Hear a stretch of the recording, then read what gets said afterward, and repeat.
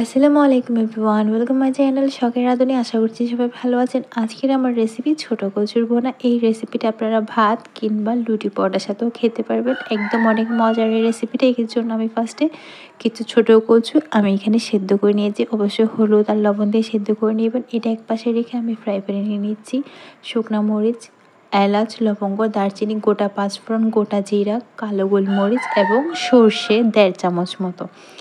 এগুলো আমি খুব ভালো করে একটু ভেজে নেব যতক্ষণ না সুন্দর একটা ফ্লেভার বের হয়। এরপর এটাকে আমি বেটে নেব এবং সেম ফ্রাই প্যানে দিয়ে দিব সরষের তেল।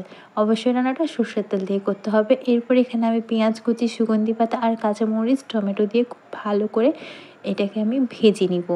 পেঁয়াজগুলো কালার হয়ে আসবে, টমেটোটা কিন্তু একদম নরম হয়ে যাবে। ঠিক এভাবে করে ঢাকনা দিয়ে একটু ভেজে নেওয়ার পরে এখানে আমি ফার্স্টে দিয়ে দিলাম একটু ধনিয়া গুঁড়া, এরপরে ঝাল অনুযায়ী দিলাম মরিচ গুঁড়া আর সামান্য দিয়ে দিয়েছি এখানে আমি জিরা গুঁড়া আর একটু হলুদ গুঁড়া। এরপরে বেটে রাখা মশলাটা দিয়ে এবার খুব ভালো করে এটাকে আমি কষিয়ে নেব। আর ঝালটা আপনারা যে যেমন পছন্দ করেন তেমন দেবেন। আর এরপর দিয়ে দিব এখানে আমি স্বাদ মতো লবণ দিয়ে এবার গরম পানি দিয়ে আমি মশলাটা খুব ভালোভাবে কষিয়ে নিব। এমনভাবে কষাতে হবে মশলাটা কষানোর সাথে সাথে যেন পানিটাও তেলটাও উপরে উঠে আসে। এরপর আমি একটু পানি দিয়ে এটাকে আরও ভালো করে কষিয়ে নিব। এরপর আমি এখানে দিয়ে দিব কিছুটা মসুর ডাল। আপনারা চাইলে মসুর ডালটা স্কিপ করতে পারেন, তবে মসুর ডালটা দিলে আমার কাছে পার্সোনালি অনেক বেশি ভালো লাগে।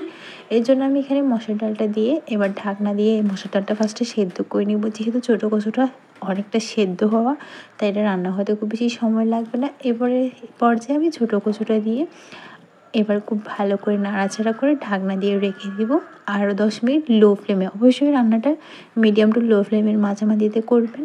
আর এটা একদম ভাজা ভাজা টাইপের হবে। তো আমি এখানে আরেকটু পানি দিয়ে দিলাম, অবশ্যই গরম পানিটাই দিবেন। দিয়ে আমি এখানে কাঁচামরিচ আর সুগন্ধি পাতা দিয়ে একদম মিডিয়াম ফ্লেমে এটাকে আমি 5 মিনিট রান্না করলে রেডি হয়ে যাবে।